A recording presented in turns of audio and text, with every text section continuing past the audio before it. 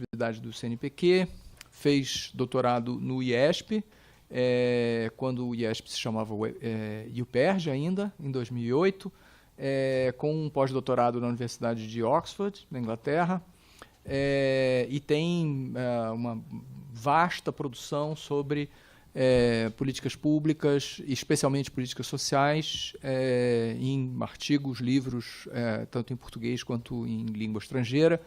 E o seminário que ela vai apresentar aqui hoje explora uma publicação, acho que não dá nem para dizer que ela é recente, porque ela nem foi publicada ainda, né? Tecnicamente ela está com o ano de 2025, então ela é uma publicação fantasma, digamos assim, virtual ainda, que cobre a discussão que discute a questão das políticas sociais no Brasil no período recente, depois da virada populista autoritária de direita, e, enfim, é um livro que vai certamente contribuir muito para o nosso debate e também para o debate internacional e conectar os dois debates. Eu acho que o livro tem muita potencialidade de fazer isso, né? E, portanto, vai ser um excelente seminário que a gente vai ter aqui. Agradeço em nome do CEM e do departamento a Natália e passo a palavra.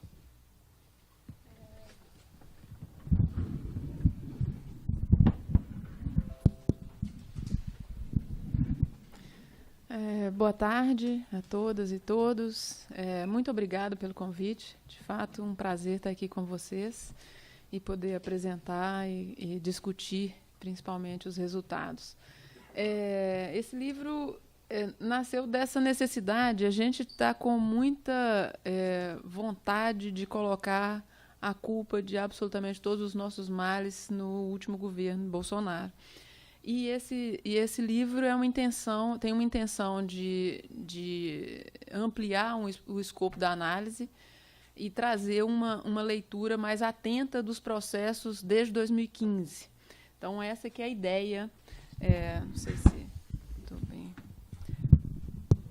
Essa que é a ideia, ou seja, a pergunta assim, o quanto se está de verdade ocorrendo um desmantelamento ou uma retração do sistema.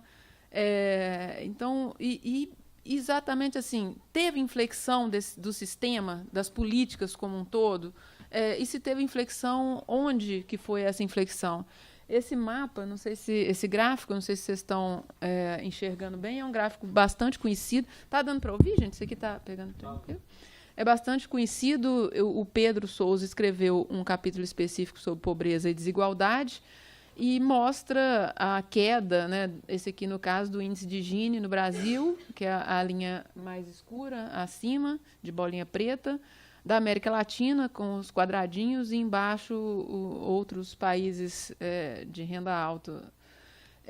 Então, dá para a gente ver a queda, mas também uma inflexão a partir de 2015.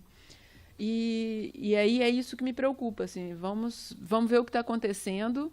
E ele também colocou, obviamente, os dados de pobreza. Todos esses gráficos a gente conhece bastante, mas é importante a gente olhar, melhor, a ideia do livro aqui é olhar a partir de 2015 e entender, no conjunto das políticas, o que a gente consegue falar que, de fato, mostre o porquê desses resultados. Então, a primeira discussão é uma discussão conceitual. Tem os textos trazem muitas questões do que de fato seja desmantelamento, desmantelamento ou retração, né, retrenchment, que é muito utilizado na literatura. Então, tem, primeiro, assim, uma confusão entre as estratégias e o que de fato seja o fenômeno, né? Tem, inclusive, um texto bem interessante do Green Pedersen que fala sobre o problema da variável dependente quando a gente está discutindo desmantelamento, porque cada um está trabalhando com uma coisa, e não é só uma questão teórica, é uma questão também do que cada política permite mensurar. Então, o olhar de cada uma das políticas sociais, para cada uma, implica coisas diferentes, dimensões distintas que podem estar sendo desmanteladas ou não. Então, tem um uso muito fluido, digamos assim, não sei se é fluido, não, porque, na verdade, cada um pega um conceito que se aplica ao seu caso, ao seu país ou ao recorte temporal que faz. Então, tem, no mínimo, assim, tem um autor que coloca assim, olha, tem 3 grandes conjuntos de aplicação do termo, desses 2 termos, desmantelamento e retrenchment. Tem um que trata especificamente daquela primeira considerada crise, quando acaba os anos dourados do estado de bem-estar social. Então, quando a gente entende que os velhos riscos sociais já não podem ser resolvidos da mesma forma, e aí aparecem os novos riscos. Então, naquele momento, esse termo tem um uso específico. Tem um segundo conjunto de autores ou de textos que utilizam com a ideia de mostrar a força do legado das políticas e, principalmente, dos diferentes grupos, os beneficiários que são atingidos e que têm capacidade de defesa dos seus direitos de forma diferenciada. E um terceiro, que é mais recente, que já trata dentro do contexto de austeridade permanente. Então, e aí tem um ou outro autor que puxa mais para um lado, mas eu gosto desse conceito do Bauer e New, porque ele coloca tudo no saco, ou seja, é um conjunto enorme do que é possível, né? Ou seja, mudanças diretas, indiretas, simbólicas, estruturais, de diversas naturezas que vão diminuir o número das políticas numa particular área, ou o número de instrumentos que estão sendo utilizados, ou a intensidade, ou seja, a densidade ou a intensidade desses instrumentos. E isso pode ser mudanças, né, num núcleo de elementos de uma política ou das capacidades de entregar essa política, porque quando você, né, afeta a capacidade de entregar essa política, obviamente o que vai acontecer no tempo 2 é a diminuição da própria política ou área, o que a gente quer. Então, eu gosto muito desse aqui. Esse aqui é um ponto de partida para essa discussão. Mas é importante entender que, ainda assim, fica o que, de fato, a gente chama de desmantelamento ou de retração. E cada autor tem um conceito muito lindo, né? Ou seja, os conceitos do Pearson são muito bons, os conceitos tem muitos autores, mas pelo menos 3 autores que se despontam mais, que têm conceitos e que vão resolver de alguma forma, né? Ou seja, conceitos operacionalizáveis. É isso que eu chamo de bons conceitos, né? Conceitos que permitem que a gente, de fato, faça pesquisa. Mas a afirmação de se estar desestruturando com a intenção de diminuir o que é ofertado ou enxugando o que é ofertado, ela ainda assim tem ela guarda em si uma armadilha, porque você pode aumentar o número de benefícios ou a generosidade de um benefício para certas políticas sem o compromisso com a desigualdade. Então, você pode ter uma mudança em que você, inclusive, está sendo mais generoso, mas você está sendo generoso com uma parte da população. Ou o inverso, você pode estar enxugando, retirando políticas, sendo menos generoso, digamos assim, mas ainda assim se mantém um compromisso com a igualdade ou com a equidade. Então, isso é central e não é nada muito novo, é basicamente o que Spingarn colocou. A gente entende o que é cidadania. Eu só gostei mais desse termo, esse compromisso com a igualdade. Ele é mais, não sei se eu posso afirmar isso, mas mais fácil de ser operacionalizado do que, de fato, a cidadania. Considerando que a nossa cidadania ela é entregue de formas muito diferentes no Brasil, que a gente tem meia dúzia de cidadanias distintas, né? Se a gente pensa como que os direitos sociais são distribuídos no território brasileiro, você vai entender que você tem conjuntos muito distintos de entregas. Então, a própria operacionalização é difícil. Mas isso é para a gente entender assim, que a gente está nessa discussão, e eu coloquei isso para os autores. Vamos pensar como que cada um vai olhar a sua política a partir dessa comparação no tempo, que eu vou colocar para vocês, mas se está diminuindo ou não, com algum comprometimento com a igualdade. E aí é um livro que foi pensado para fora, certo? Então, antes de entrar, de fato, na leitura das políticas, eu convidei colegas para fazer uma entrada pelo nosso mundo, assim, que para nós pode ser elementar, mas para um leitor fora do Brasil, precisava ali de uma introdução do que significa as políticas sociais no Brasil, com a ideia de coordenação, a diferentes arenas, qual que é a lógica da educação, que é completamente diferente da lógica da saúde e da assistência social, por exemplo. Ou seja, era necessário colocar o mínimo para que um leitor fora do Brasil entendesse do que a gente está falando e para que os autores tivessem espaço só para a política deles, não precisassem ficar falando sobre isso. E os outros capítulos também vêm pensando nisso, né? Assim, uma discussão do crescimento da direita, ou seja, da nosso cenário político partidário nos últimos anos. O André Borges nos fez um excelente capítulo, e eu pedi também 2 economistas que falassem sobre economia com cara de economista, não com cara de ciência política, mas para, de fato, apresentar para o leitor os custos das ações de cada um, né? Os custos das ações de Dilma, os custos das ações de Temer, e as decisões e os custos em termos de abertura fiscal para políticas sociais. Então, esse é um outro capítulo.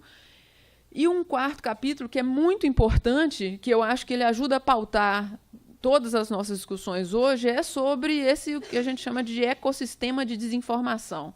É o quanto que hoje está difícil de falar sobre populismo se a gente não falar do populismo junto com a escala de fake news que a gente alcançou com essas plataformas digitais. Então, eu estava conversando com o Rogério e com o Eduardo agora no café. Nesse capítulo, essas pesquisas qualitativas durante as eleições mostraram que, por grupo de WhatsApp, foram vários grupos, eu me esqueci quantos, mas vários grupos acompanhados por pesquisadoras, e elas mostraram que, por grupo, sai, em média, por dia, 450, eu esqueci o número certinho, mas 400 e tantos, 450, vamos pôr na metade, de fake news por dia. É muita informação, desinformação, e aí, né, essa literatura, né, mostra a diferença do que é desinformação, informação errada, ou seja, tem uma série de nuances entre os conceitos, mas a ideia aqui é mostrar o quanto que é difícil a gente lutar com isso, né, considerando que, eu posso perguntar qualquer um aqui, vai ter pelo menos uns 5 grupos. Uma pessoa tendenciosa, ou seja, todos nós temos as nossas tendências, vão ter lá meia dúzia de grupos que nos ajudam. E em cada grupo desse é uma enxurrada de desinformação. Então, para a gente pensar a democracia e pensar na própria análise das políticas sociais e as escolhas que esses políticos tiveram, é necessário ter isso.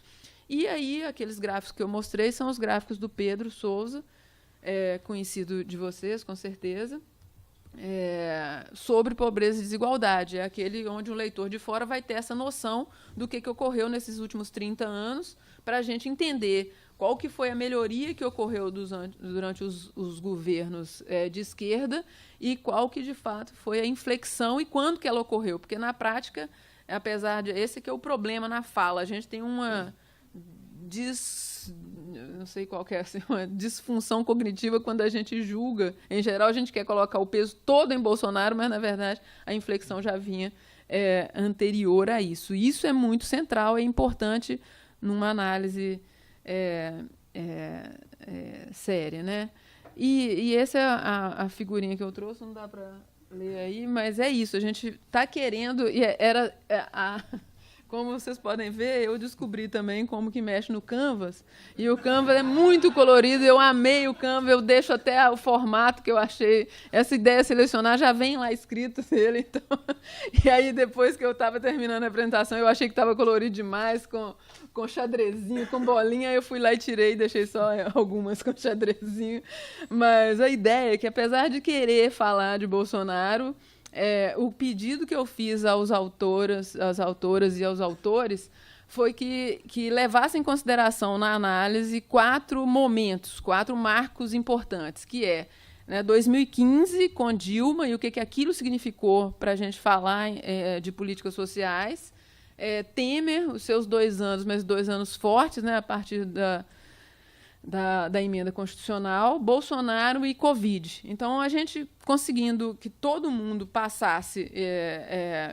na verdade, não foi todo mundo, porque tem algumas políticas que são tão fortes para um caso ou outro que não foi possível. Mas a ideia é que por princípio, analisasse todo o conjunto para que a gente consiga entender as diferenças de verdade entre... E aí que vem assim, o afrouxamento conceitual. Assim, eu não obriguei ninguém a pegar nenhum conceito, né, assim, dos autores. O que eu pedi é que mostre em comparação com o anterior, ou seja, faça um trabalho comparativo no tempo, né, em relação ao anterior, e assim por diante, qual que é a diferença e qual que é o compromisso com a igualdade.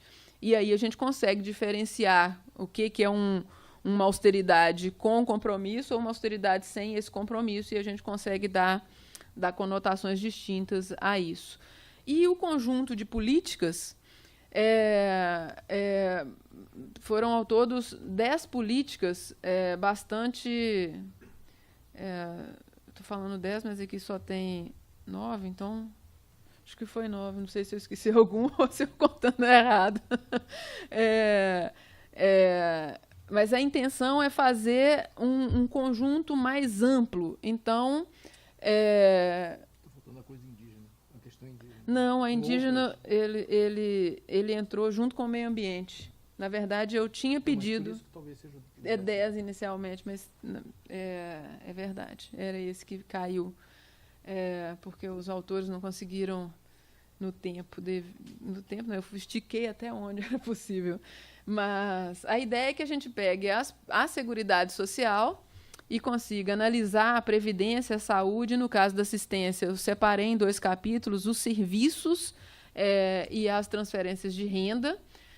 As políticas consideradas de investimento social, basicamente políticas de mercado de trabalho, as políticas de família, mas, na verdade, foram mais específicas de cuidado e educação. E, para além dessas 2, a ideia é que tivesse inicialmente indígenas, meio ambiente e segurança pública, que acabou virando controle de armas também. Né, essas 2...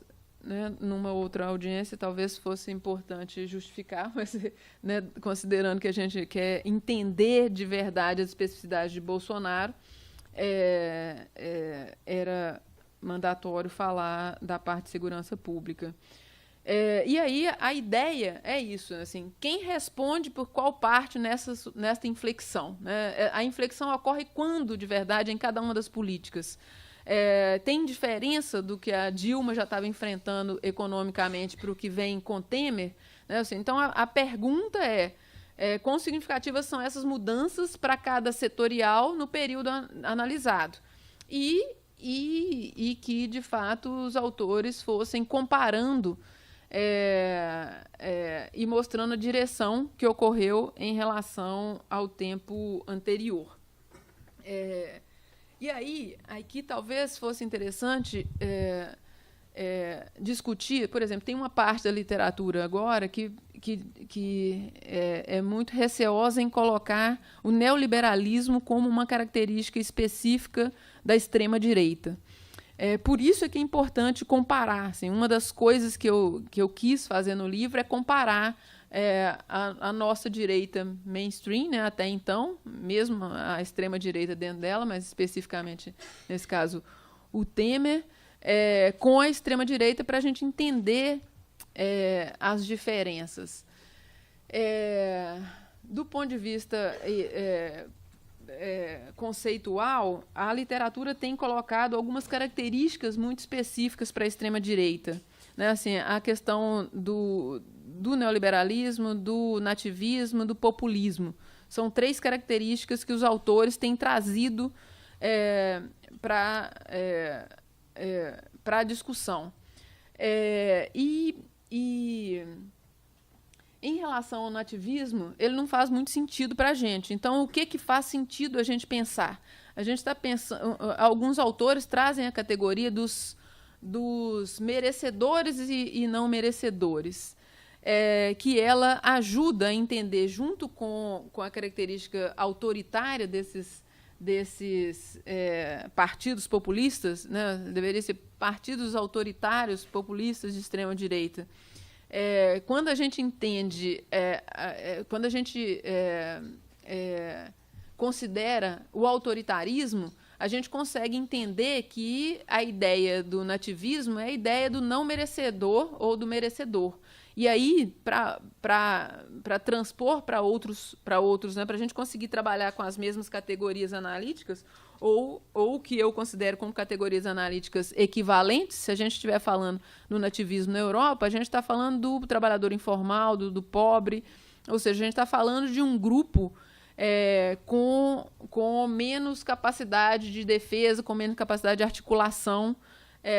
E aí, a característica autoritária desses partidos, ela permite que ele proponha, digamos assim, uma política protecionista, né, que eu estou tentando ligar com neoliberal ou não, o que a gente tem que, de fato, discutir. Permite essa discussão, por quê? Porque quando você tem uma categoria de merecedores e não merecedores, e você, ao mesmo tempo, é autoritário, você pode ter posturas distintas, uma postura de muita proteção para um determinado grupo e nenhuma proteção para outro grupo. Então, a lógica, por isso que quando a gente está analisando um partido de extrema-direita populista, a gente começa a ter que trabalhar com conceitos que normalmente a gente trabalharia separados, mas que junto eles dão, de fato, uma conotação distinta e aplicável nesses casos. E isso é importante para a gente entender os resultados, apesar de eu não vou entrar muito aqui, mas é importante para a gente entender os resultados, inclusive das diferenças entre Temer e Bolsonaro, por exemplo, mas também das diferenças entre Dilma, considerando essa ideia de merecedores e não, considerando a austeridade e desfinanciamento, né? Então, a gente consegue ver a distinção entre as políticas ou a conotação das políticas em cada um desses gestores, né, desses governantes, usando esse conjunto de categorias analíticas.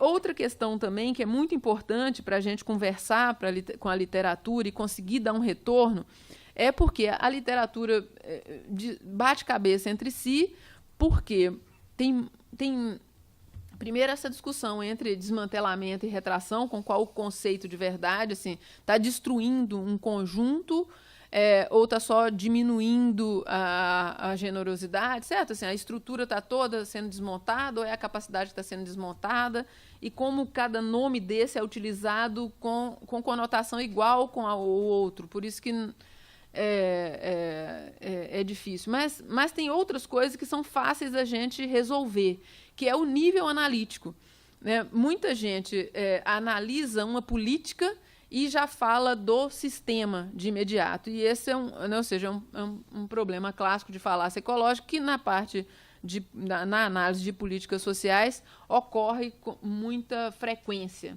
Então, esse é um dilema que eu tive que enfrentar quando eu estava escrevendo as conclusões, porque é isso. Mesmo que de fato tenha retraído, desmantelado no nível individual, o sistema não foi redesenhado como foi no Chile ou como foi na Nova Zelândia. Então, me pareceu muito mais resiliente do que a gente entende no primeiro momento. E os processos são muito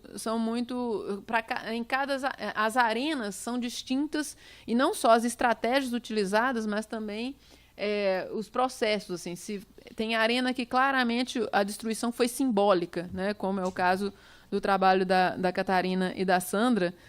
Não houve perda de direitos na educação, mas houve destruição simbólica do que deve ser estudado, qual o papel da família na educação, qual o papel da escola. Ou seja, tem uma entrada num campo simbólico muito mais do que desregular, né? Como foi o caso, por exemplo, da Previdência, ou seja, foi lá e, de fato, re-regulou, desregulou algumas coisas. E aí, eu não consegui tirar essas bolinhas e eu gostei tanto delas que eu deixei nesse caso. Depois, os capítulos... Tá lindo. Nesse modelo lá, cada um é de um jeito, com uma figurinha de fundo diferente. Mas as bolinhas aqui são muitas, você tem que tirar quase um por um, não valia a pena o esforço. Então, o que eu estou querendo dizer são as estratégias distintas nas distintas políticas. Então, dentro das compensatórias, a que mais sofreu, que de fato teve um desmantelamento com esse nome, assim, porque, né, assim, porque o custo da reforma de 2019 foi muito alto, ou seja, a emenda constitucional 103, a estratégia principal, porque é isso, também tem várias estratégias, né? Um lugar é desfinanciamento, outro lugar é regulação, outro lugar é terminação. Então, as estratégias são distintas em cada uma das políticas. Mas, de fato, a gente tem aqui na Previdência um caso clássico. Por quê? Porque ela usa a estratégia de ofuscação, né? Ou seja, um cidadão, um eleitor mediano, com informação mediana, não consegue entender que ele vai ter que ter 40 anos de contribuição e que isso vai impactar não só na pensão, na aposentadoria dele, mas na pensão da esposa ou do esposo. São informações muito complexas para o imediato. E a gente está falando de muito, né, não mexeu em nenhum privilégio, reduziu os benefícios, aumentou os critérios, né, os requisitos para a concessão, e dificultar a concessão implica, de alguma forma, um incentivo à privatização. Se você sabe que você não vai ter nenhuma possibilidade de receber, ou seja, não teve uma mudança para uma capitalização, igual vários, né, tem vários países, vários não, no Chile ocorreu, vou dar esse exemplo, mas o que eu queria falar é que tem um desejo no imaginário da nossa direita, né, de transformar a Previdência, no mínimo desde a década de 90, ou seja, na hora que ela... não transformou ela numa capitalização, mas criou muitos incentivos para a migração das previdências, dos regimes complementares privados.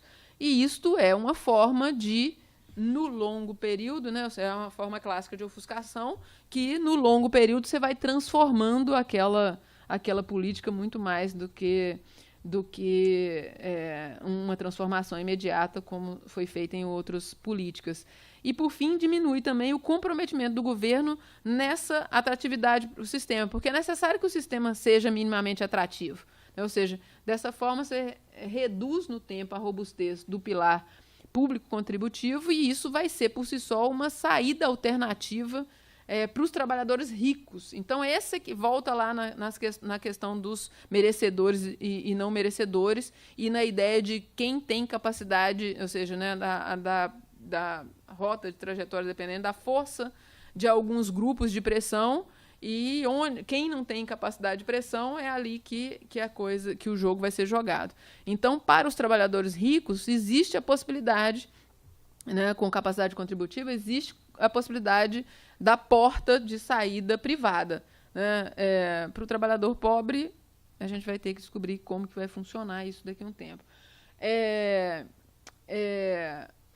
O SUS, ou seja, as políticas de saúde, e aí, bom, primeiro, lembrando, antes disso, lembrar que a Previdência saiu em Bolsonaro, mas ela foi desenhada e discutida e debatida em Bolsonaro. Claro que teve em Temer, né? Assim, teve alguma mudança ali em 2019, mas só conseguiu se consolidar de fato porque era uma negociação que estava há 2 anos e meio sendo realizada. Então, é claro que, no limite, o nome de quem está é do Bolsonaro, mas é importante para essa diferenciação do que a gente chama, né, para, de fato, a gente pensar. A gente pode falar, né, que são neoliberais, assim,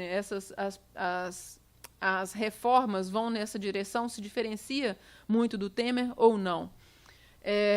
E na saúde é exatamente a mesma coisa. O primeiro ano de Bolsonaro é exatamente as mesmas coisas que estavam ocorrendo com Temer. Assim, desregulamentação daquilo que garante a universalização. No caso de Bolsonaro, especificamente, teve como que fala? Os planos de saúde, o incentivo na política de saúde mental para as comunidades terapêuticas e a reforma, a portaria que mexeu na atenção básica. Mas os dois foram para incentivo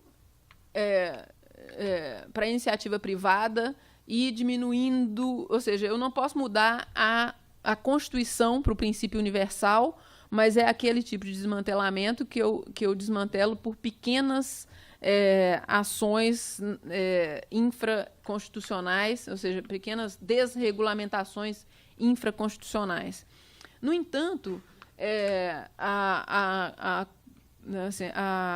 a conclusão dos autores é que o SUS, a pandemia, de alguma forma, salvou o próprio SUS, né? Ou seja, vem a pandemia e muda. A gente ouve, sei lá, Rodrigo Maia, né, nosso amigo de infância, né, assim, que eu costumo dizer que virou nosso amigo de infância a uma certa altura, falando que tinha uma visão equivocada no sistema privado de saúde. Ou seja, a pandemia trouxe o que foi destruído em outras áreas, como na área da educação, uma consolidação da ideia, não que não tenha havido desfinanciamento, mas, de alguma forma, considerando esse jogo que é estrutural, financeiro, mas também simbólico, o custo foi muito menor do que teria sido se tivesse continuado o que estava sendo feito até 2019. O SUAS, na arena dos serviços, foi uma diminuição progressiva, mas é isso, ela não vem de Bolsonaro, ela não vem de Temer, ela já vem, inclusive, desde 2015 com a crise econômica. Então, se o que pegou ali, nós estamos falando assim, se 80% do financiamento dos serviços nos municípios vem do governo estadual, e ao final, isso foi caindo desde 2015, 2016, até chegar a 10% do que era em 2015. Então, de fato, a gente tem uma passagem desses serviços ou seja, o custo foi para a mão dos municípios, mas ele tem conotações distintas nos serviços de proteção básica e nos serviços de proteção social. Os custos de Bolsonaro foram de Bolsonaro, mas aí não é possível separar completamente o efeito Bolsonaro do efeito pandemia na proteção básica, mas na proteção social não é tão claro esse efeito. Por quê? Porque, na verdade, a pandemia agrava situações de violência, de abuso, de violência contra o idoso, de criança, ou seja, as denúncias aumentaram e a proteção social, não sei se todo mundo está por dentro, a ideia de proteção básica é aquela que a gente está falando dos problemas e das vulnerabilidades e riscos que envolvem a pobreza de forma geral. Quando a gente vai para especial, são aquelas de média e alta complexidade quando tem violação de direitos. Então, nós estamos falando de abuso sexual infanto-juvenil, trabalho infantil, nós estamos falando das piores situações, né? Ou seja, outras dimensões de vulnerabilidade. E aí, esse sistema, ou seja, ele está ligado ao sistema de justiça e de garantia de direitos. Então, ele não para só se o prefeito ou o governador quer, né? Ele precisa por força da lei. Então, ele não teve o mesmo efeito. Mas no que nas ações do governo federal, não há diferença entre Temer e Bolsonaro. Todos dois, melhor, claro que há diferença, mas de forma geral, todos dois desconsideram as estruturas do SUAS. Temer, por exemplo, ao criar o Criança Feliz, ele faz desconsiderando a estrutura do SUAS, assim como Bolsonaro também cria o auxílio emergencial desconsiderando. Então, tem esse tipo de ação ali. Mas os serviços continuaram sendo ofertados, né? E aí depois vocês vão ver assim, uma das formas de eu chegar às conclusões, né, porque foi ficando complexo, é a ideia de reversibilidade do que foi feito, né? Então eu consigo pensar no que foi revertido ou pode ser revertido ou tem sido revertido. E, por fim, a transferência de renda, ou seja, o Bolsa Família, que virou Auxílio Brasil, com IBPC e Auxílio Emergência. E aí, esse sim, a autora, que é a Joana Mostafa, mostrou um vai e vem, e que a gente pode ver que o desmantelamento já tinha começado no governo Dilma, apesar de não ter sido a Dilma. A reação à crise política já mostrava a força dos órgãos de controle sobre os benefícios, tanto de prestação continuada quanto o Bolsa Família, e ele estava reduzindo em função desse tipo de regulamentação. Então, não foi Dilma especificamente, mas desde esse período a gente já consegue ver os resultados. E a mesma coisa, Temer e Bolsonaro, também por ações administrativas, mas aí já dentro do próprio ministério, não externo, né, não vindo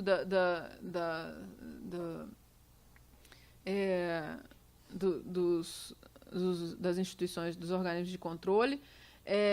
E para a gente ter noção do quanto que era exatamente a mesma coisa, assim, a diminuição, isso foi diminuindo no tempo e no fim de 2019, nós tínhamos 13 milhões de famílias, ou seja, em um ano, Temer já tinha diminuído e Bolsonaro diminuiu mais de 1 milhão e pouco, esqueci o pouco, do número de famílias.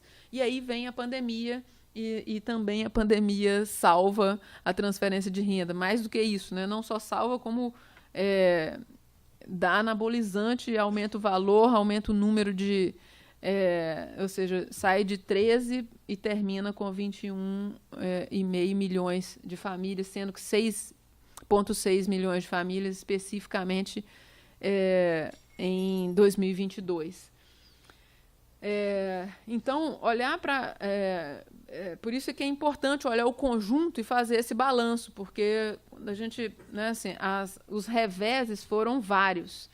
Nas políticas de investimento social também tem para todo gosto, ou seja, tem o mercado de trabalho, que nesse caso aqui funciona igual a Previdência, que esse capítulo foi feito pelo Pedro Barbosa, que é da Casa, e pela Regina Camargos, que trabalha com o mercado de trabalho no DIEESE, uma vida trabalhando especificamente com isso, e aí eles analisaram especificamente a reforma de 2017, que traz aspectos muito mais difíceis de serem revertidos. Então, o mercado de trabalho tem a mesma cara que a Previdência tem nas compensatórias, né? São os dois lugares onde os custos se fizeram maiores. Nós estamos falando, né, de retirar o Estado da barganha salarial, enfraquecer os sindicatos, nós estamos falando de retirar esses instrumentos coletivos, barganha direta entre empregado, ou seja, atomiza, flexibiliza as regras com um discurso populista e neoliberal de transformação dos trabalhadores em empresários, em empreendedores, o que é mais... nem tem palavra educada, né, para pensar nas consequências disso. No caso da educação, talvez fosse o caso da própria Catarina depois falar um pouco, mas é isso, a quebra muito mais simbólica, né, as autoras mostram assim, não teve, eu já tinha até falado, não teve nenhuma mudança constitucional que de fato diminuísse algum direito, né? Mas o estrago feito do ponto de vista simbólico é o mesmo feito no caso das políticas de cuidado.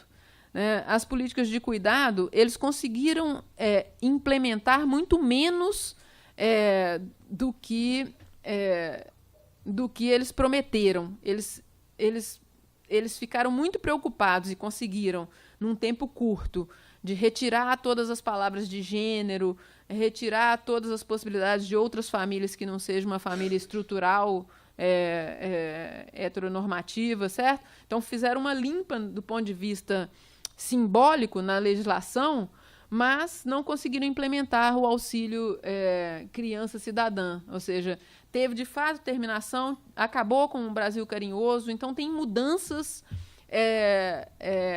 mas o estrago do ponto de vista simbólico foi muito maior, né? Ou seja, toda a discussão de gênero, do papel da família, dos papéis de gênero dentro da família, do que é considerado família, eu acho que isso vai continuar. Então, tem um custo para além do que, de fato, foi feito como política pública. Porque, nesse caso, eles conseguiram fazer menos do que em outras áreas. Isso tudo só para ter ideia assim, da variedade do que a gente tem e do que a gente consegue extrair. Eu não trouxe nada do capítulo de meio ambiente, porque eu acho que a gente está vendo aí fora, né, as consequências que vêm não só de Bolsonaro. Quem trabalha com meio ambiente xinga ou fala mal, né, de todos os governos sem nenhuma discriminação. Mas eu acho esse gráfico aqui um dos gráficos mais maravilhosos do livro, que é o gráfico feito pela Ludmila e pelos demais colegas, que mostra a taxa de homicídio por 100 mil habitantes nas barrinhas, e nessa linha é a taxa de novas armas registradas nos CACs. E aí a gente consegue ter... E eles mostram no texto que assim, não é esperado que já tivesse aumento nas taxas de homicídio, que sempre tem um atraso, um delay maior para que as consequências apareçam. Mas é um número assombroso, né, o aumento disso. Só para a gente entender que aí é cara de Bolsonaro de verdade. Apesar de ter uma inflexão desde 2017 aqui, não tem dúvida da entrada dele, o que isso significa. Pus até com fundo de bolinha para amenizar.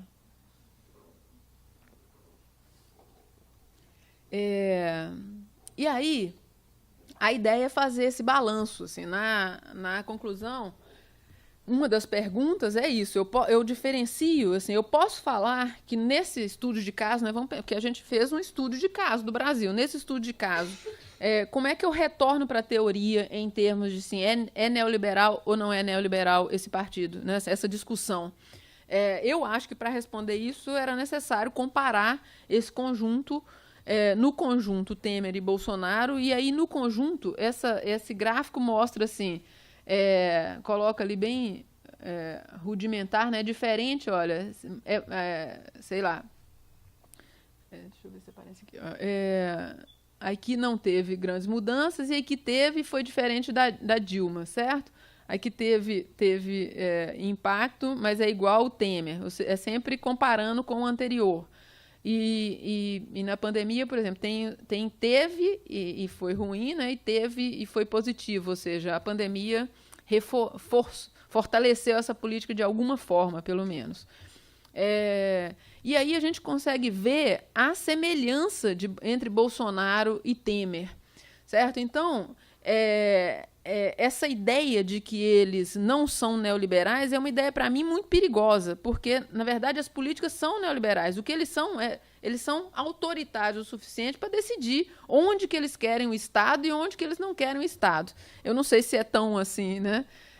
Se dá para a gente generalizar isso, mas, efetivamente, por isso que eu falo assim, é importante entender o neoliberalismo com essa lógica dos merecedores e não os merecedores e com a lógica do populismo autoritário.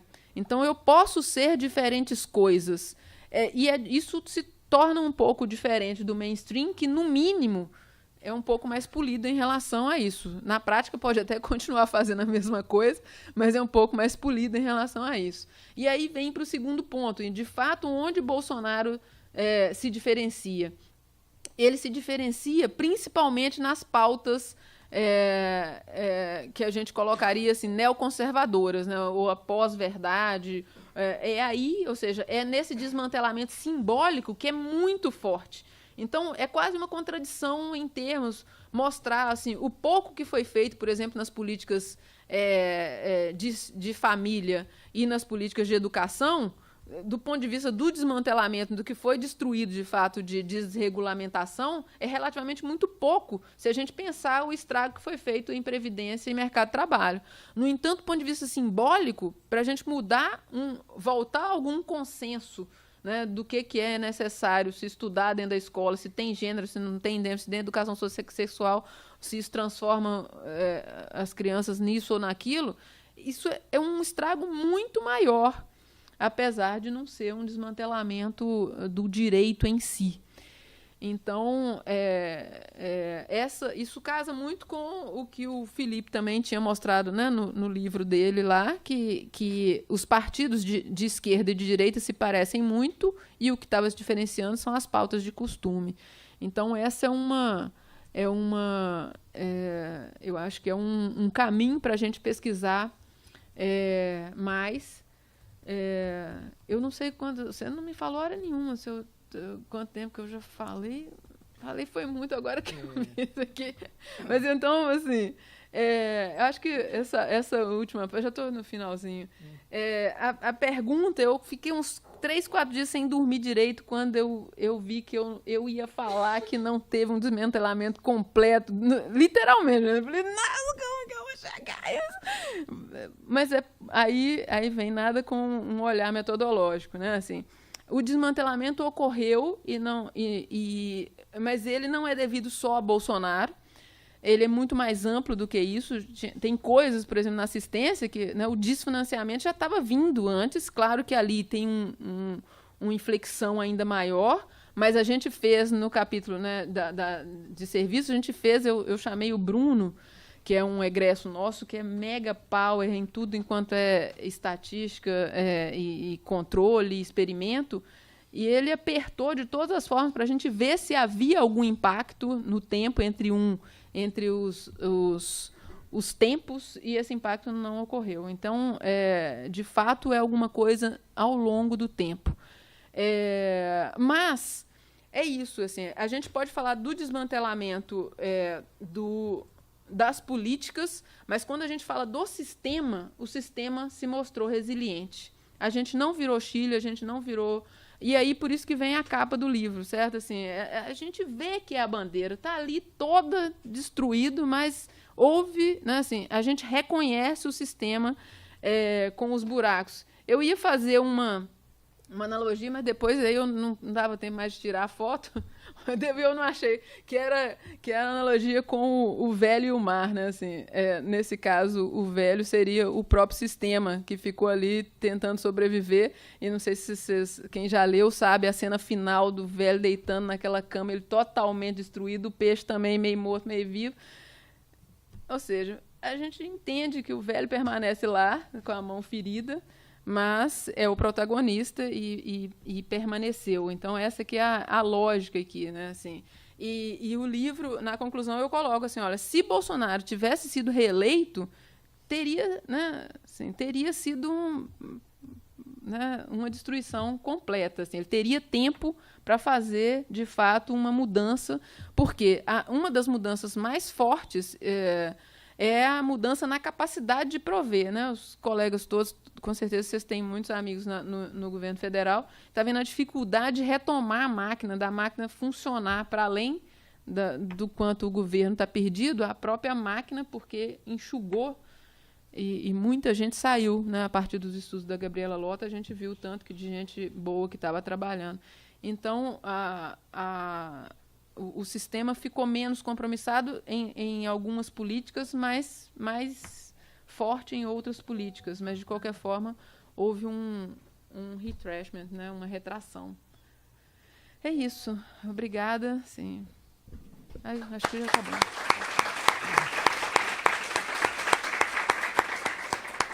Não dá tempo de falar as outras coisas, não, porque senão a gente não... Você não me falou, você não me pautou o tempo nenhum dos Não, seus mas foi ótimo, Natália. Foi perfeito. Na verdade, foi cronometrado, acho que em 45 minutos. Ah, foi? Foi. Então, porque tem as... Mas vamos lá. Muito obrigado, Natália. Estamos... Então, a praxe aqui é que a gente abre primeiro para alunos, para eles não se sentirem, de alguma forma, constrangidos. E depois a gente passa para os professores.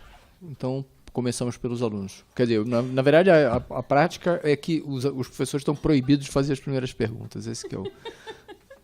Bem, nada como uma regra clara, né? Tem. Ah, obrigada. Eu não consigo pegar essa aqui.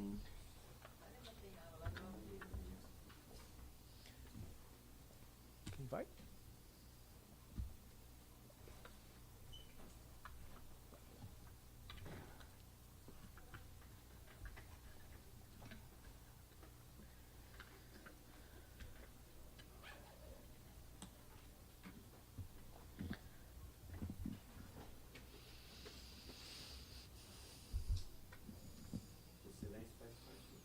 Assim, o constrangimento. Assim, né? Também é com a Aí gente. vai crescendo o constrangimento, assim.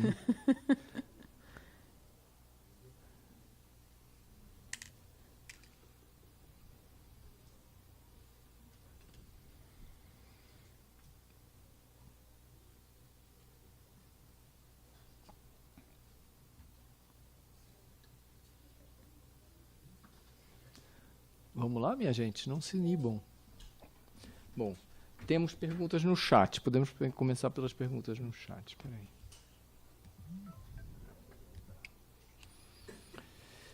aí. Uma pergunta de um professor. Mas tudo bem, ele está no chat, então vou deixar que ele faça a pergunta. Pergunta do Manuel Galdino. Boa tarde. Qual o contrafactual relevante para mostrar que as mudanças das políticas são decorrentes de mudanças de governo? Ou seja, como isolar o efeito da crise econômica? Então... O Rogério tem no chat também, segundo a Jana. Estou olhando.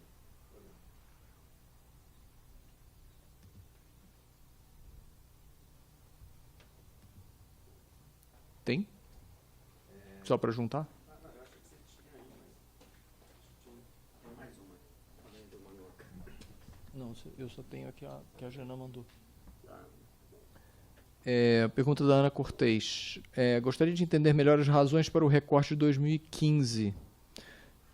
Eu estudo políticas de saúde, política mental, mais especificamente política de drogas. Como você apontou, houve um desmantelamento nas políticas. Nessas políticas.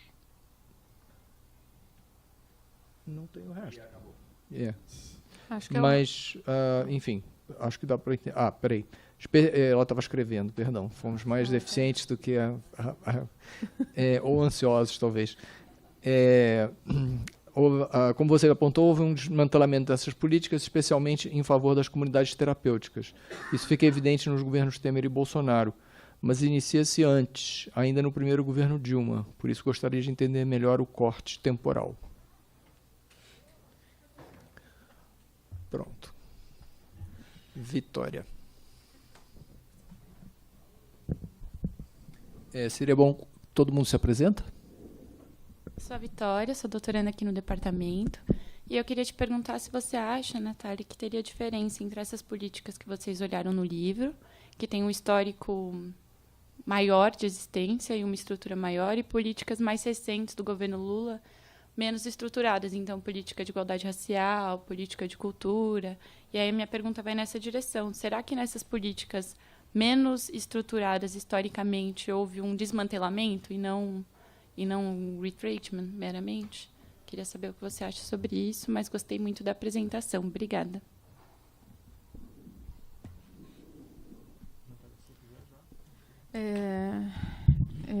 Galdino, né? Pois não tem um contrafactual porque eu estou analisando o maior conjunto possível em todo o período temporal. Então, assim, a ideia aqui, o melhor que é possível é uma comparação pela impossibilidade do contrafactual. Ou seja, não tem como isolar a crise econômica. A intenção é observar porque no capítulo sobre economia, eu peço uma análise temporal muito mais longa, né? Ou seja, nos capítulos de contextualização, a análise é muito mais longa, exatamente para o leitor entender desde quando que aquele fenômeno está ocorrendo. Eu não tenho dúvida de que a crise econômica impacta em tudo isso, inclusive é mostrada a partir do custo que Dilma impõe em várias das políticas, né? Ou seja, na Dilma já dá para a gente ver o custo em várias políticas, fica claro, a inflexão está lá. Então, não precisa nem do contrafactual, é possível observar, mesmo porque, a partir dali, entra a ideia da austeridade em função do equilíbrio fiscal. Então, assim, o que Temer faz é institucionalizar a austeridade. Então, agora a gente está nessa austeridade permanente, de fato. Mas, infelizmente, do ponto de vista metodológico, ou seja, a gente não tem o contrafactual, ele não existe, né? Assim, não dá para criar. E as razões... eu esqueci o nome da pessoa, do recorte de 2015, Ana. Era exatamente esse, assim, não tem como, a gente não tem... os capítulos já ficaram muito densos com o pedido desses 4 momentos. Então, assim, o que era possível? Era possível fazer esses capítulos de contextualização para que os autores não precisassem de explicar todos esses mecanismos que estavam sendo colocados ali. Mas do ponto de vista de espaço, né, senão ficaria uma obra muito grande e não seria razoável. Então, a ideia é fazer um corte no momento que a gente sabe, 2014, 2015 foi quando a crise estourou. Então, eu quero saber de Dilma qual que é o custo das escolhas de política econômica e aí, a partir dali, o que ocorreu. Então, essa que é a ideia. Eu concordo com você, tem problemas que vêm antes, mas ali talvez seja uma das partes, seja, né, possível falar do antes e depois, mas aí seria outros capítulos, né, muito mais, uma análise longitudinal muito maior, que seria possível ver outras coisas, mas não tão em profundidade como foi proposto. E, por fim, Vitória, eu não tenho dúvida, assim, porque uma das coisas, a resiliência desse sistema está em função do que já existia, né, da força das instituições, no caso das políticas mesmo, das setoriais. E só com desfinanciamento, essas políticas mais recentes, elas não sobrevivem. Né? Então, por exemplo, os serviços de assistência social, eles sobreviveram porque a maior parte da mão de obra são as assistentes sociais e elas já estão contratadas. Então, é um serviço relativamente barato e que os prefeitos toparam a sua manutenção. Mas é um custo dessas outras que ainda não está enraizada, qualquer mexida no orçamento, os gastos discricionários, né, ou seja, qualquer coisa que esteja nos gastos discricionários, depois de 2016, não sobreviveria. Então, não tem a ver nem com Bolsonaro, né, assim, porque a tentativa do livro é essa, assim, porque num primeiro momento, o que eu falo? Isso aqui era pauta de Bolsonaro desmontar, mas não, na verdade, ela já morreu em 2016 com a emenda constitucional. Né? Qualquer coisa, mesmo dentro do Ministério de Desenvolvimento, que era um ministério, vamos pensar assim, dos mais fracos, o mais forte. A única coisa que sobreviveria naquele momento, a partir dali, é o obrigatório vinculado constitucionalmente, que é o BPC. Todo o resto vai ter que sair, porque é mandatório. Né? Aí vem a pandemia e salva e mostra que é possível, ou seja, né, as escolhas ali são modificadas, mas a diferença é gritante. Qualquer coisa que ainda não esteja... Por isso é que, quando a gente estuda política pública, a gente não deve estudar um programa. Não deve, não. Assim, para entender política pública, a gente tem que pensar 30 anos, 20 anos. Porque ela primeiro precisa, de fato, virar uma arena, né, ter consolidada para a gente entender o que... Né, você estuda só um programa que foi criado, é ótimo estudar isto, né, você tem um ganho ali de conhecimento, mas aí você não sabe se aquilo vai virar política de governo, de Estado, né? Por enquanto.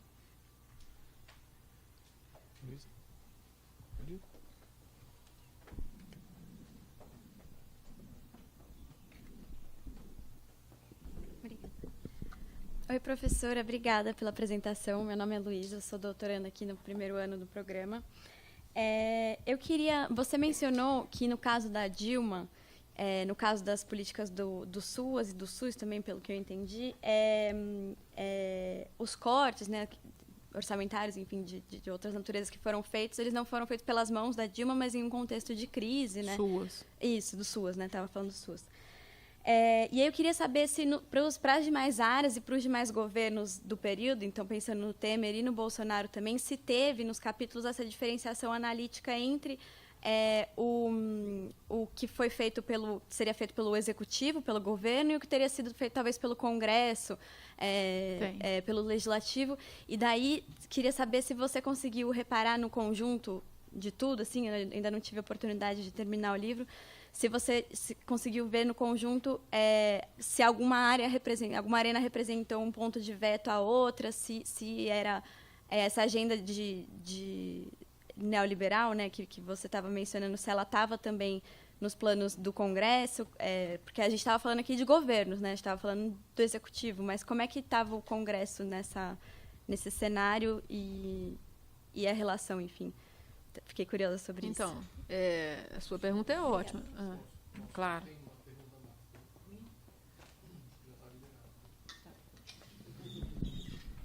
Bom, em primeiro lugar, parabéns, Natália, pelo livro. Eu acho que é um trabalho muito importante e um trabalho corajoso de ser feito, dado o debate sobre o papel da política social no Brasil e a expansão da direita. Eu acho que seria bem legal você pensar em traduzir para o português o livro, porque eu acho que ele vai ser muito útil para disseminar a interpretação. E eu queria também te cumprimentar por essa decisão de fazer uma análise mais... Primeiro, assim, a gente tem um diagnóstico menos apaixonado e mais baseado em evidência sobre o que aconteceu. E ter algum consenso sobre o diagnóstico, eu acho que é o que vai nos permitir avançar sobre as explicações. Tá? A minha pergunta vai na mesma direção da pergunta da Luísa, tá? E com base no seguinte: o Pedro Souza e eu fizemos um trabalho que está publicado já, foi publicado no Journal of Public Policy recentemente, em que a gente comparou as políticas de transferência de renda, tá? Tentando ver o que aconteceu e quais foram os mecanismos explicativos dessa mudança. E a nossa conclusão é uma conclusão assim meio Ellen e Mergutti, sabe? E claramente anti-Pearson. Porque o argumento do Pearson é assim: aquilo que for eleitoralmente custoso, portanto, aquilo que atinge as políticas que beneficiam um grande número de eleitores, essas políticas não serão cortadas, porque os custos políticos de cortar políticas que beneficiam um grande número de beneficiários são muito altos e não vai ser feito, né? E isso não é verdade. Tá? Por exemplo, o BPC foi preservado e o Bolsa Família foi bem penalizado, inclusive pela Dilma. Tá? Que no crescimento ali da crise, o número de pobres, para vocês terem uma ideia, entre 2015 e 2019, os 5% mais pobres, combinando crise econômica com inflação, perderam 40% da sua renda real. E, a despeito disso, a Dilma cortou benefícios e manteve o valor dos benefícios, e o Temer também, só aumentaram um pouco antes da eleição. Mas qual é a nossa explicação para isso? É que o custo de passar, por exemplo, o corte do BPC pelo Congresso impõe todo mundo deixar digital, visível, e ninguém quer, nem o próprio Congresso, nem mesmo os parlamentares dos governos de direita, né, dos partidos de direita dos estados pobres, né? No entanto, as políticas, aí voltamos para Ellen Mergute, as políticas que têm grande concentração de autoridade no executivo, no que diz respeito a financiamento, são políticas que permitem você desfinanciar por estratégias pouco visíveis. Então, você não vai lá e fecha a política, mas você vai desfinanciando via orçamento e se vira quem puder, porque isso é uma estratégia bem mais silenciosa, tá? Então, assim, eu queria, como você fez um balanço bem mais amplo, né? E a gente na verdade comparou só as políticas, seguro-desemprego, reforma previdenciária e Bolsa Família, né? A gente concluiu, assim, com base nessa pequena amostra, né? A gente concluiu que é muito mais, quer dizer, é muito mais fácil, sempre tem um custo, mas é mais atraente, mesmo para os governos de esquerda, fazer retrenchment via desfinanciamento silencioso do que passar recibo no Congresso dizendo eu quero tirar dinheiro dos velhinhos. Até porque não passa. Porque nem a direita deixa passar, porque tem muito custo político para a direita também, num país que tem 80% de que são Estado-dependentes. Tá? Então, eu queria te escutar um pouco sobre isso, se você acha que isso faz algum sentido para as políticas que você analisou. Dialoga um pouco com essa da Marta. Uma segunda pergunta da Ana Cortez, sobre mobilização da sociedade civil frente ao desmantelamento. Dialoga um pouco com o que a Marta está falando. Ela diz assim, no caso da saúde mental e das drogas, é muito clara a capacidade de resistência dos movimentos sociais contra os desmantelamentos, maior nos governos petistas do que nos governos Temer e Bolsonaro. Gostaria de saber se vocês olharam para o papel dos movimentos sociais nesse processo de desmantelamento e sobre os espaços institucionais de participação, de qual é o papel que eles tiveram na resistência ou não.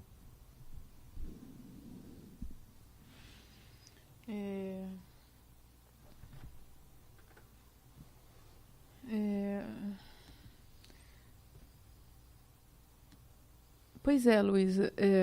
Os autores consideraram isso, mas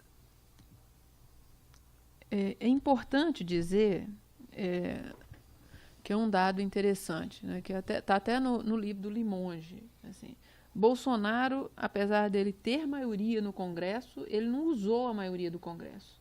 Né? Ou seja, ele foi o presidente com menos projetos aprovados, absurdamente menos do que Dilma.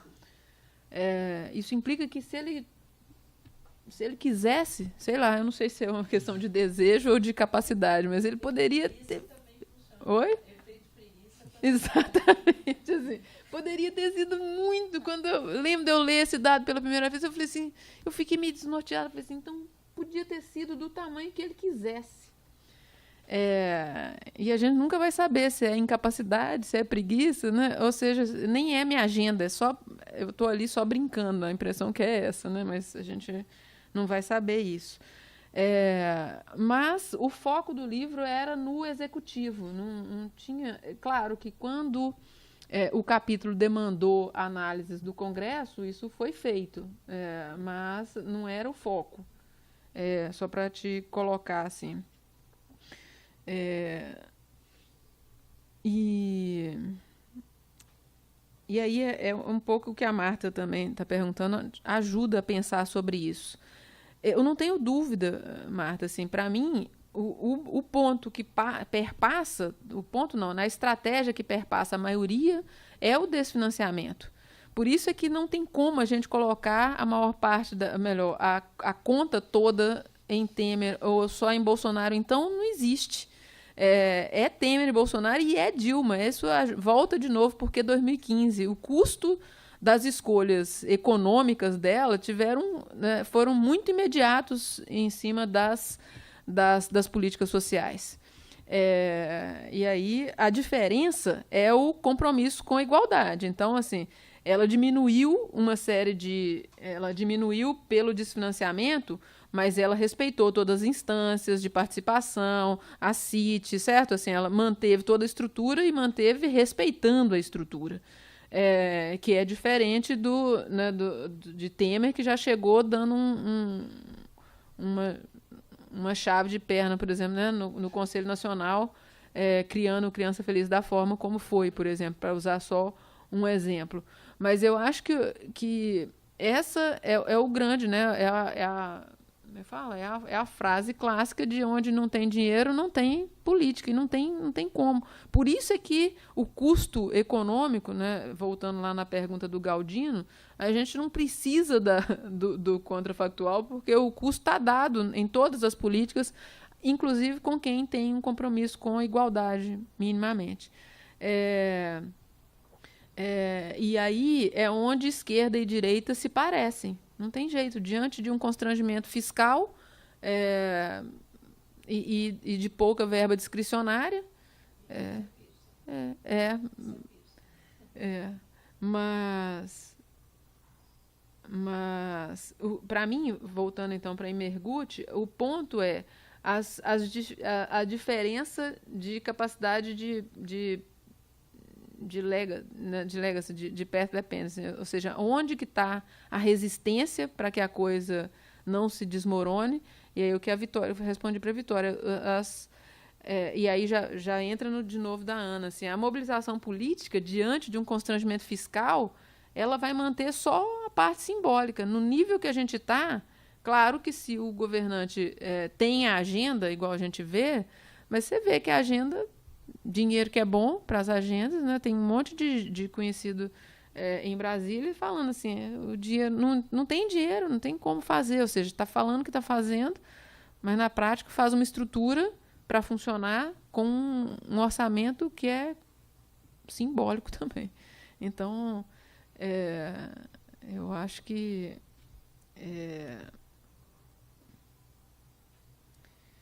eu não sei se é esse o ponto que você estava querendo, né, a discussão. Assim, eu acho que tem mais de uma coisa, mas a força de determinado... Porque outro dia eu estava numa palestra na economia, e aí veio a pergunta, mas e a questão fiscal?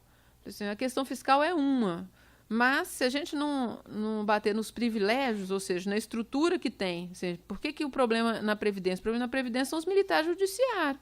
Se você tirar isso, a gente tem dinheiro para dar um benefício básico para todo mundo. Então, é a força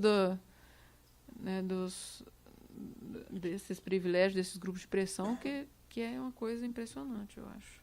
Impressionante e ruim. E aí, respondendo a Ana, a gente não... A não ser que os autores que quiseram colocar, foi muito periférico. Não tinha como colocar os movimentos sociais, né? Não tinha espaço para isso. Então, não houve esse cuidado, né? essa agenda, não.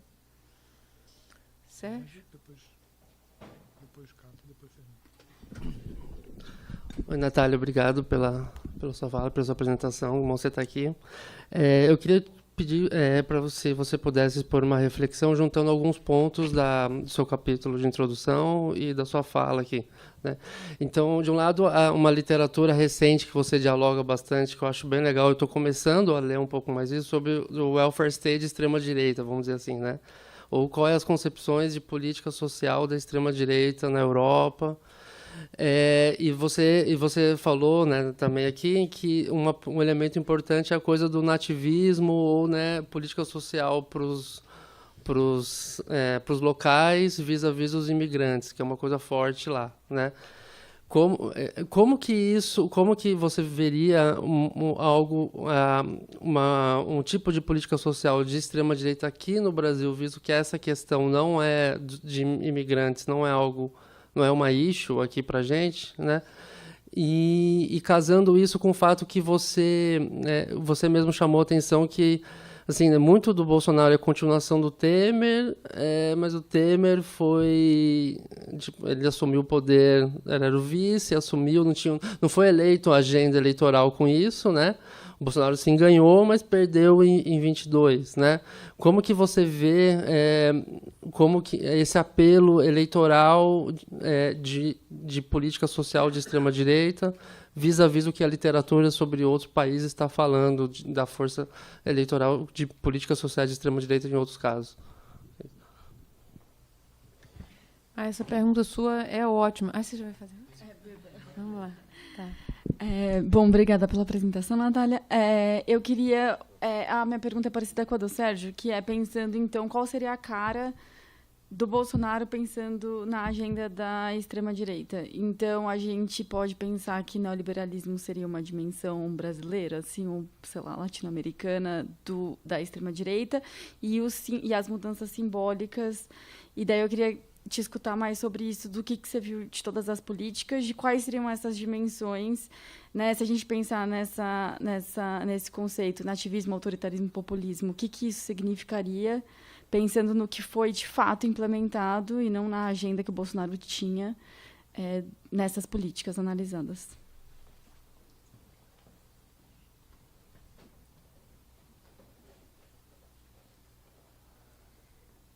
Oi, Natália, prazer, sou Fernanda, adorei sua apresentação e também a introdução do livro, o resto do livro eu vou devorar aos pouquinhos.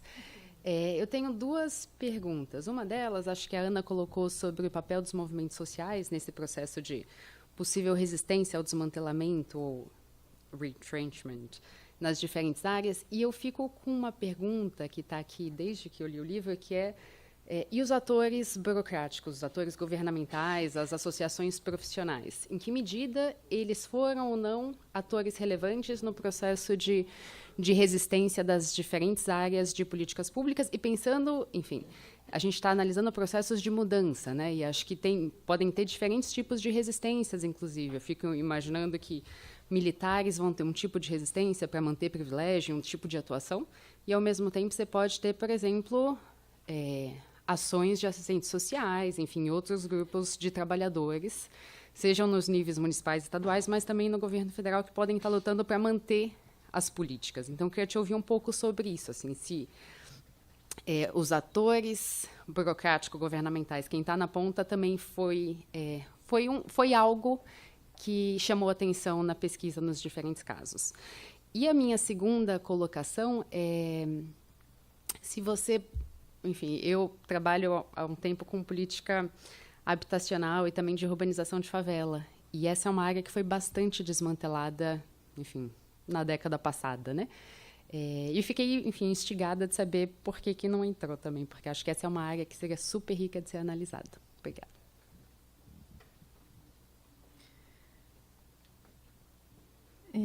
Vamos lá.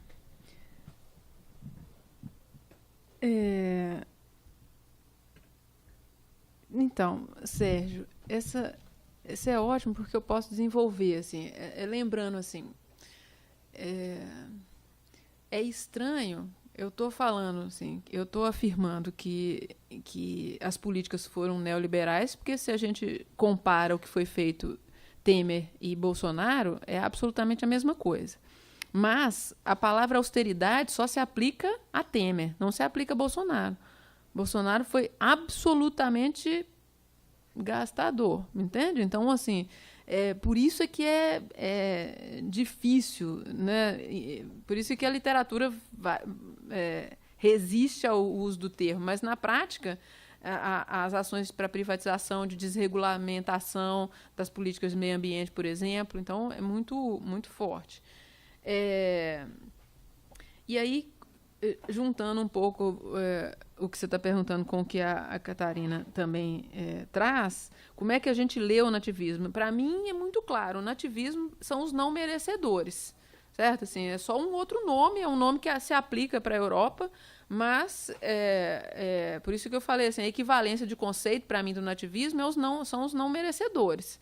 Se você coloca essa categoria, você consegue ver, e para mim, nesse caso, se confunde não merecedores com, não dá para você separar com a baixa capacidade de pressão.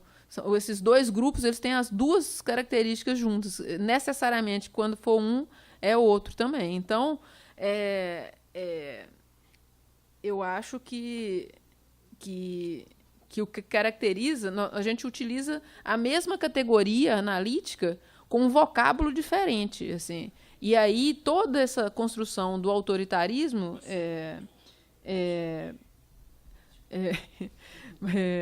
Catarina, por isso que eu estou falando assim, para mim essas categorias analíticas, elas andam em companhia de. Então, toda vez que a gente fala eu tenho que entender as dimensões neoliberais do Bolsonaro junto com a dimensão de austeridade, ele não tem nada. Mas essas duas coisas estão dentro, mais ou menos, né, da mesma... Era para estar no mesmo pacote, diga-se de passagem. E populismo, eu posso juntar o populismo tanto com a ideia de autoritarismo e a ideia antissistêmica, mas eu também, hoje, porque né, vem alguém e pergunta assim, mas populismo é bom ou ruim? Populismo é uma categoria analítica com a qual a gente trabalha há muito tempo, tem de esquerda, tem de direita, tem para todo gosto. Onde que ela ganhou a conotação? Em conjunção com as fake news, entende? Assim, quando entra um populismo sem nenhum compromisso com a democracia, sem nenhum compromisso, né, com um discurso minimamente justo, então ele passa a ser... Não é ele, né? É ele em conjunção com fake news. Porque fake news também tem desde que o mundo é mundo, né? Assim, toda a história, muito antes da criação do Estado moderno, já tem mentira para tudo quanto é lado. É disso que se fizeram todos os... todo o mundo político. Mas, para mim, a cara de Bolsonaro está nesse populismo, assim, né? Do título, austeridade para um e populismo para outro. Então, e juntando isso com a primeira parte da pergunta, eu de fato acho que a gente precisa, para analisar isso que a Marta está analisando, é assim, você está tirando de onde, certo? Direita e esquerda eles vão tirar, e vão tirar de onde? Aí, com um compromisso maior ou menor com a desigualdade? Não necessariamente, né? Porque, às vezes, nós estamos falando, não é esse compromisso, é com a necessidade do equilíbrio fiscal de um lado e com a necessidade de diminuir. E eu só posso diminuir no Bolsa Família, porque dos militares eu não vou conseguir nem mexer, eu não consigo nem começar a discussão, não está posta. Então, para mim, é um imbróglio essa análise. E... uma pena que não te conhecia, assim, né? Seria um capítulo interessante, mas era o limite do que eu conseguia fazer naquele prazo, assim. Na verdade, eu te convidei, não foi? Agora que eu estou pensando, e ele não topou. A política... É verdade. Estou aqui... Mas você tá indo para um lado que eu não consegui ir. Eu até também, um outro convite que eu fiz e que não topou foi a Gabriela Lota para escrever sobre a burocracia. E ela não conseguia no tempo. Mas eu não pude pedir mais isso para os autores. Eu já tinha pedido uma série de coisinhas e, de fato, eu fiquei... né? Assim, eu tentei fazer com que todos passassem por essas coisinhas. Então... o movimento não é uma coisa que os autores estavam olhando, né? Então eu não posso afirmar com o trabalho do livro que eles foram um espaço de fato de resistência eficaz ou não, né? Assim, mas o que, assim, de resistência que com o que tem no livro mostra é a resistência do próprio sistema, ou seja, mesmo quando você desmorona a capacidade, como é o caso do serviço de assistência social, ou seja, você tira o dinheiro todo, você tira a capacidade, né? Ou seja, chegou a 10% do que tinha 7 anos atrás, nós estamos falando de um dinheiro quase nada. E vão pensar que os municípios não têm dinheiro para repor no mesmo nível que tinha. Então, na prática, foi um desfinanciamento. Mas a estrutura se manteve pela resistência das assistências sociais. Não tem um texto sobre isso, mas quando você conversa com elas, assim, até as conferências nacionais, elas mantiveram a coisa. Mas, infelizmente, ninguém ainda escreveu a força disso para a manutenção. Ou seja, eu estou falando, né, das conversas e tal, mas não de um conhecimento aplicado. Eu acho que a estrutura mostrou mais resiliência na forma como a análise foi feita. Não, porque eu não tenho dúvida. Eu estou, inclusive, dando esse exemplo que eu conheço da assistência social, que eu não tenho nenhuma dúvida de que houve um papel ali. Mas, ao mesmo tempo, né, se a gente pensa na capacidade do movimento negro, movimento indígena, mandou matar aos Yanomamis. Então, assim, né, ou seja, a resistência, pegando só esses exemplos aqui, sem nenhum estudo, certo? Só o achismo aqui do momento, né, juntando as duas coisas, você consegue ver que a mesma resistência só se dá se a instituição está estruturada para aquilo, né? Onde a instituição não está estruturada com os indígenas, eles morrem. Simples. Né? Não foram nem humanizados, o que dirá institucionalizados. Acho que é isso.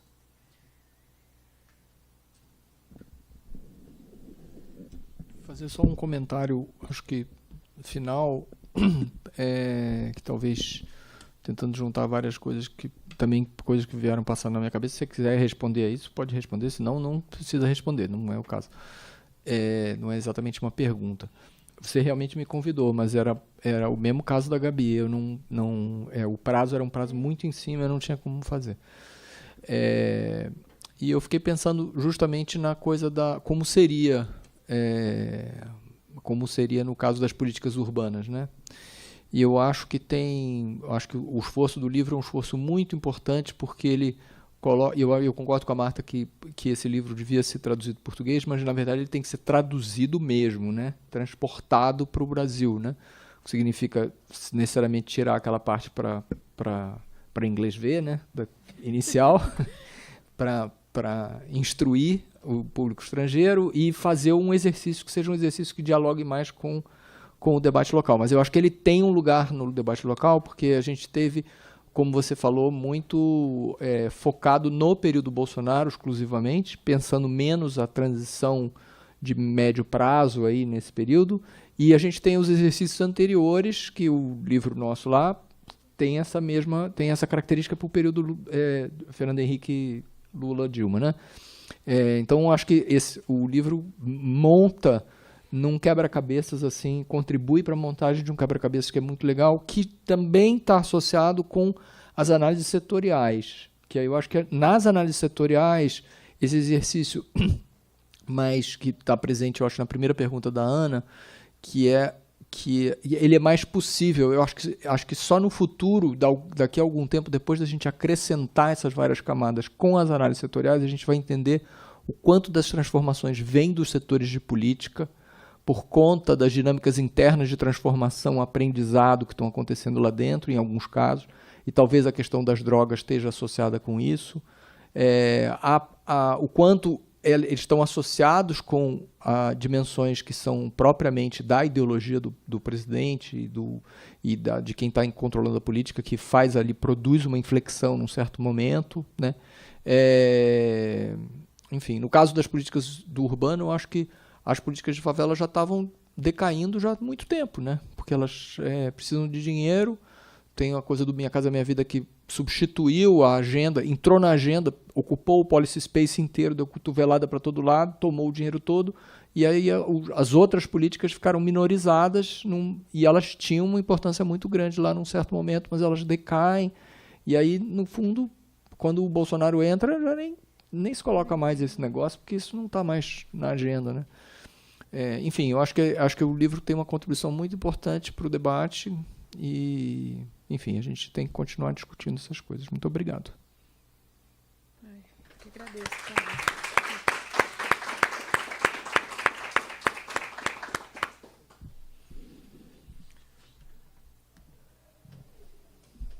Mas que eu fico doida para usar aqueles coloridos.